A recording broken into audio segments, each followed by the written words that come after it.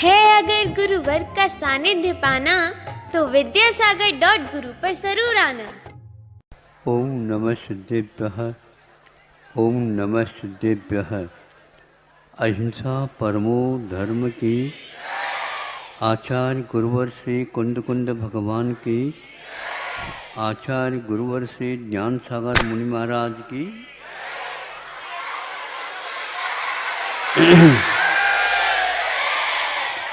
सुनो,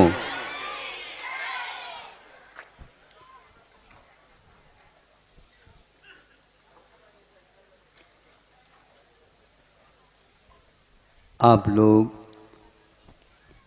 ध्वजारोहण करते हैं, मांगलिक कार्य माना जाता है। वह ध्वजा आप किसका बनाया तो बताया जाता है कपड़े का। तो कपड़े का यदि है तो जो ही आपने रस्सी खींची वह नीचे की ओर आ गया, वहाँ पर रुक गया, बिल्कुल स्तब्ध है, निष्पन्द है, कोई गतिविधि क्रियाएं नहीं हैं और आपका मंगलाचरण हो गया।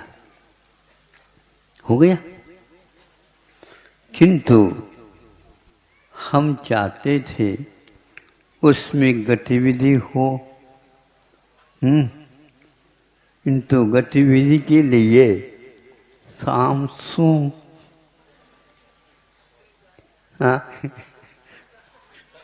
कोई गति है ही नहीं। उसके पैर लगे हैं, हाथ हैं, उसमें कुछ फड़फड़ फड़फड़ कर रहे।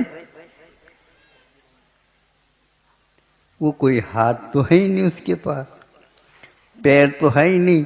आसमान में तैरने लग जा, सुनते थे ये तैर जाए, हाथ भी नहीं और पैर भी नहीं और गति भी नहीं, क्रिया भी नहीं, फिर ये कैसा मंगलाचरण होगा। आह्वान करते हैं वो। ध्वजदंड भी निस्तब्ध और ध्वजा भी यदि निष्क्रिय होगा तो क्या उत्साह नहीं, उत्साह आएगा? नहीं आए। आप चाहते हैं उत्साह के लिए ये कार्य किया तो वह लहराए। कहाँ लहराए? सरोवर है, आकाश में लहराए। कैसे लहराए? आकाश में सब लोगों के लिए आश्रय है, लेकिन वहाँ पर सदागति बोलते हैं उसको। आसमान को सदागति नहीं बोलते। आत्मा आसमान तो जहाँ था वहीं पर है, वह सदा गति वाला नहीं। सदा गति किसको बोलते हैं? वायु को। और वायु तो है तो, लेकिन गति के लिए, क्रियाओं के लिए इतना पर्याप्त नहीं। जैसे जैसी गर्मी पड़ेगी वैसे वैसे प्राणवायु का अनुपात कम होगा। तो आप क्या कहेंगे? आपके पैरों में गति आ गई, भैया बाहर तो चलो। बाहर आ गए, बैठे, भैया बाहर तो भीतर क्या पीछे से बहुत है। क्या है? ऑक्सीजन की कमी, क्योंकि वहाँ पर गर्मी है। धूप अभी चली गई है लेकिन अभी तपन बहुत है, अभी आंगन में तो बैठ नहीं सकते। फिर छत पर चलो, छत पर भी गए और ऊपर जाएंगे और ऊपर जाएंगे, ऑक्सीजन की कमी और होगी। फिर लेकर के चलो किसको? मुट्ठी। फिर कैसे?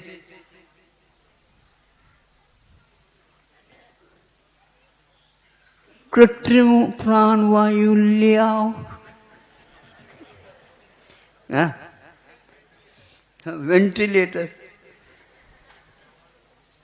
वो भी क्या करेंगे? कोई पेटी का नाम है वेंटिलेटर है क्या? उसमें यदि प्राणवायु, इसी को कृत्रिम बोल रहे हैं।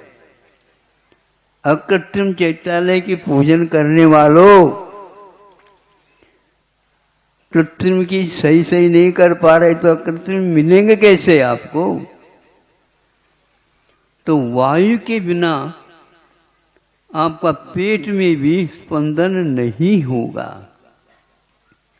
ध्वजा को हम मंगलाचरण के रूप में स्वीकारा, कुछ मंगल कुछ काम नहीं हुआ, तो वह भीतर से होता है। तो वायु के कारण उन ध्वजा में क्रियाएं होती हैं, उन क्रियाओं के कारण दूर दूर से लोग देख करके उस ओर आकृष्ट हो जाते हैं। किंतु वायु कभी देखने में आती है? नहीं, आँखों का विषय नहीं है वह स्पर्शनेन्द्रिय का विषय है। आपको जो गतिविधियाँ भीतर फेफड़ों में होती है तो वह अपने आप ही ग्रहण होने लग जाता, वायु का ग्रहण होता। तो मुख पर ताजगी आती है। हाँ, अब थोड़े से श्वास मिल गया, अब थोड़ा सा विश्वास जाग गया है। अब आकाश में होते हुए भी वह वायु बहुत विरलता को लेकर के थी, अथवा उस वायु में प्राणवायु की मात्रा बहुत कम है और अन्यों की मात्रा बहुत ज़्यादा है। वो भी है वायु, किंतु वो वायु एक प्रकार से हमें प्राण वायु के काम में नहीं आ सकते। ऐसे ही गतिविधियों के लिए हमें प्रोत्साहन मिलता है। हर एक व्यक्ति से हम प्रोत्साहन ले सकते हैं, लेकिन हर व्यक्ति से हम विशेष प्रोत्साहन ले ऐसा संभव नहीं। वायु के माध्यम से ध्वजा में प्रेरणा आ जाती है, आपको निमंत्रण देने लग जाता है। लेकिन आप निमंत्रण तो होकर के आ गए, लेकिन वायु नहीं हो तो नहीं आ सकते। ऐसे ही क्रियावती शक्ति हमारे पास चाहिए। सम्यक दर्शन को हम क्रियावती शक्ति से युक्त नहीं मानते, वो तो श्रद्धान का कार्य है। क्रियावती शक्ति तो 8 अंगों से होती है। सम्यक दर्शन सक्रिय तभी होता है, श्रद्धान की प्रक्रिया क्रिया की ओर तभी जाए जब उसमें 8 अंग आ जाते हैं।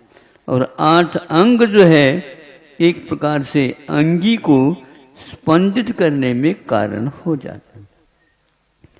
आँखें टिम कर रहे, नेशम से पलके झपके बंद हुए चला उठाए, ये जीवन का एक प्रयोग है।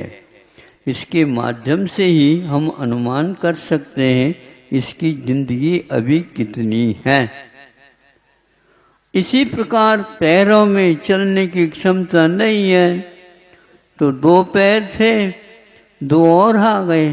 पहले लठियाँ लेकर के 3 पैर से चलते थे, लेकिन आज दोनों हाथों में लेकर के चलते।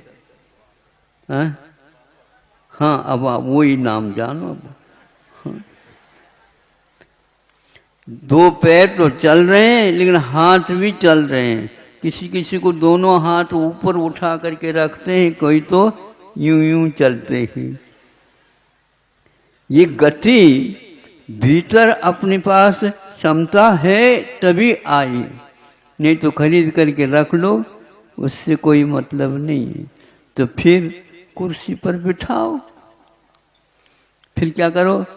अब चलो नहीं, चलाओ। अब चलने की क्रिया नहीं है, ये चालन क्रिया है। अब चालन करने के लिए व्यक्ति चाहिए। व्यक्ति कहाँ? कहाँ से आए? एक व्यक्ति को रख लो, और वो रख लो तो क्या अचेतनवत होगा? ऐसा नहीं, उसको वेतन दो। समझ में आ रहा है? हाँ, हाउ करना तो सीख रखा, बैठे बैठे हाउ।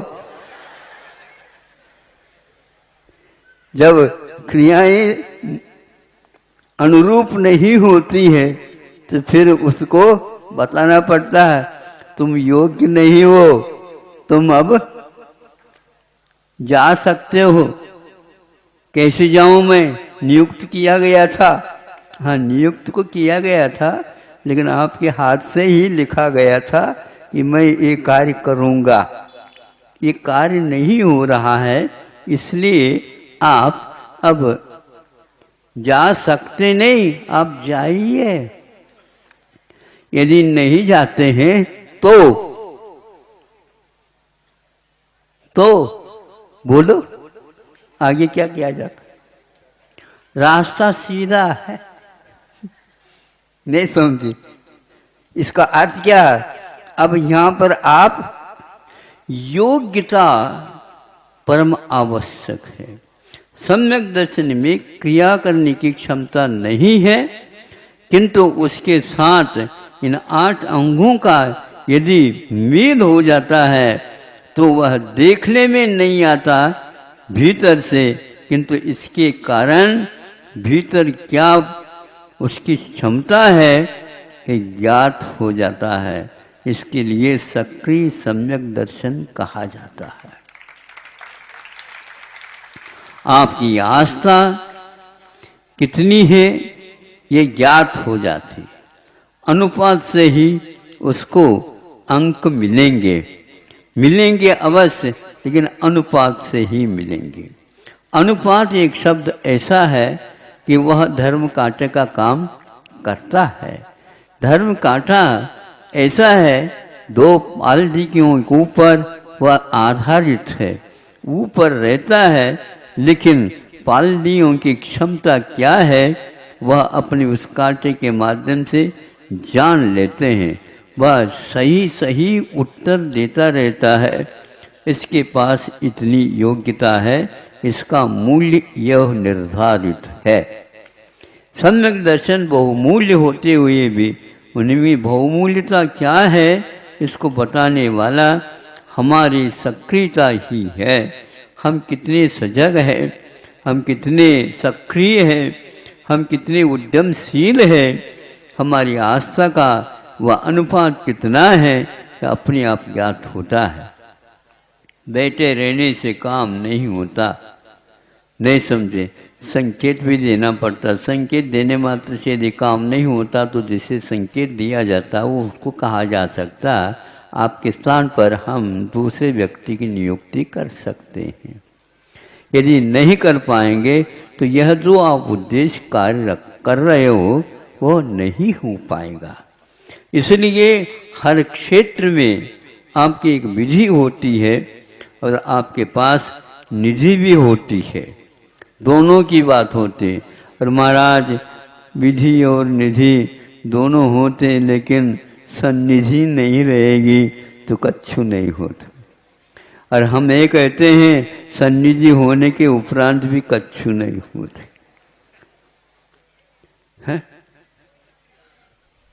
कहाँ से लाएंगे? विधि है लिखा हुआ कागज में, निधि है बैंक में है। महाराज आप तो बैठ जाओ। अरे बैठने के बैंक कोई मान लो बंद है तो कौन बैठे? बात समझ में आ रही है? आओ, हमें भी समझ में आ रहा है आप लोगों की बात। इसलिए हम अब साक्षात न कह करके थोड़े आप लोग समझदार हैं ना, तो इशारा काफी है ना। हाँ, बस इतना ही समझ लो। हमसे आप ज्यादा यदि काम लेना चाहते हैं, युग इसको स्वीकार नहीं करेगा। अनुपात शब्द सब जगह अनुपात से ही लगा लेने चाहिए, नहीं तो हम मात्र कहने के लिए हो जाते हैं, करने के लिए शुद्ध नहीं होते। और जो व्यक्ति हवा, वहाँ पर वायु यदि है तो फिर ध्वजा का रूप देखो क्या होता है। तो ऐसे सक्रिय व्यक्ति की बड़ी आवश्यकता प्रत्येक क्षेत्र में, उसके द्वारा ज़्यादा काम तो नहीं ले सकते। गर्मी के दिनों में अपने आप ही ध्वजा यूं हो जाते हैं, क्योंकि हवा ही गुम हो गए। मानसून आते आते ही भटक गए, जिधर वायु थी उधर चले गए। बादल बड़े बड़े भरे हुए थे, भविष्यवाणी यहीं से चालू हो गई थी। बादल देख करके भविष्यवाणी करने वालों, हम आपके ऊपर भरोसा नहीं रख सकते। इस साल तो ऐसा बताया था कि बहुत ही अच्छी मानसून, बहुत अच्छी होगी, समय पर नहीं हो पाए।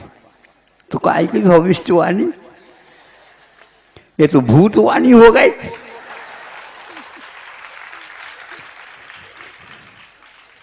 जो सट्टा चला रहे थे उनके मुख क्या हो गए, सब बाजार में मंदी आ गई भविष्यवाणी होने के उपरांत भी। इसलिए हमारा कहना है पर्याप्त मात्रा में वायु का संग्रहण हो तो वह आनंददायी है। कार्य प्राय करके कागज के ऊपर होता है, वेतन बढ़ जाता है। यह लोन का वेतन है, नहीं समझे। वह इधर का उधर, इधर का उधर, इधर का उधर, निधि है ही नहीं। और सन्निधि किसी की भी रखो, खाली है भंडार। क्यों वहां से लाई गई थी, स्रोत नहीं है। जल का यदि स्रोत नहीं है तो पंप में पानी नहीं आएगा, आंखों में जरूर आएगा, वो भी 4-5 दिन की तरह आएगा। फिर बाद में आंखें ऑपरेशन भी कर लो तो भी पानी क्यों नहीं आएगा। तो वह आपके भीतरी सक्रियता के ऊपर आधारित है। आपको बार बार मैं कहना चाहता हूँ, पहले के लोग समय पर सक्रियता के साथ कार्य करते थे और आप उसी वंशज हो, ये बात ठीक है। लेकिन क्या है, आपके हाथ में भी पैर आ गए, पैरों में हाथ है ही नहीं। अब कैसे करें? हाथों में यदि क्षमता नहीं है तो आगे खिसकाओगे कैसे, बताओ। अब बैठने की भी यदि क्षमता नहीं है तो कुर्सी पर आपको ले जाए नहीं जाएगा, फिर तो लेटा करके, फिर लेटा करके कब ले जाया जाता? पहले से ही तालीम कराई जा रही है। राम नाम सत्य का अभी पाठ दिया जा रहा, क्योंकि जो बैठने की भी हिम्मत नहीं, चलने की भी हिम्मत नहीं, और संकेत के लिए भी अब हिम्मत नहीं, आंखें भी बंद हो गई, पैर भी लंगड़े के भी नहीं है, लूले भी हो गए, बैठने की हिम्मत नहीं, फिर लेटने की भी हिम्मत नहीं, करवट लेने की हिम्मत नहीं। भैया अब ये खर्चीला हो गया, खर्चीला ये काम। हाँ, अब तो भगवान उठाओ तो अच्छा है। हाँ, इसलिए जैन धर्म सक्रिय भी है और आस्थावान भी है। आस्थावान नहीं है, हाथों में तालियों में आवाज नहीं आएगी, और आस्था हो गई फिर तो क्या कहे, बंद करो कहना पड़ेगा। हाँ, वो चालू रहेगी, फिर तो क्या कहे हम।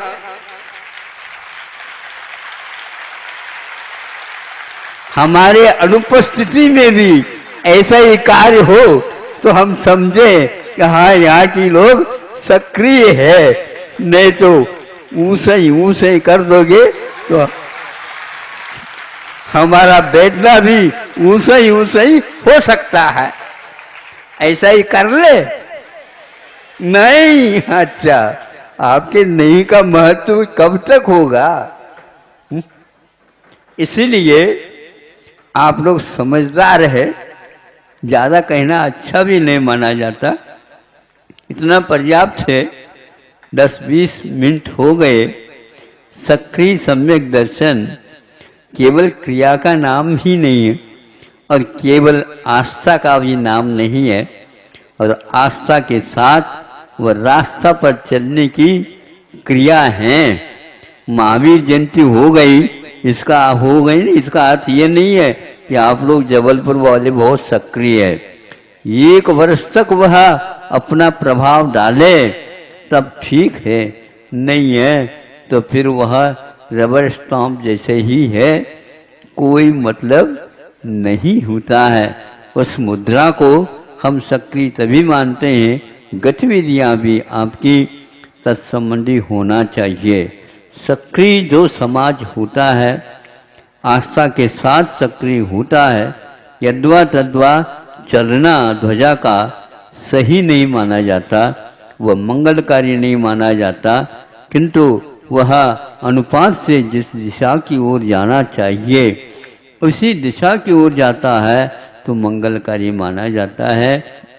इसलिए महावीर भगवान की जयंती के विषय में 4-5 दिवसीय यहाँ के युवक वर्ग ने कार्यक्रम किया था, उसको संपन्न हुआ। बताते अभी आए थे महाराज कि बहुत अच्छा हुआ है। एक ही काम थोड़ा सा गड़बड़ जैसा हो गया कि हमारा जो शीतोपचार था वह काम में नहीं आया और स्वर्ग से आया था वही काम में। हमने कहा बहुत अच्छा है, पैसा कम से कम इतना बच गया, उसको सही दिशा में खर्च करो, ऐसा नहीं ताला में बंद करके रख दो। हाँ, उसको उपयोग में लाना चाहिए। जो धन सक्रिय नहीं है उस धन का कोई महत्व नहीं है, और ज्यादा सक्रिय लोन लेकर के सक्रिय करते हैं वो किसी काम का नहीं है। इतना ही पर्याप्त समझता हूँ। अहिंसा परमो धर्म की। Hello hello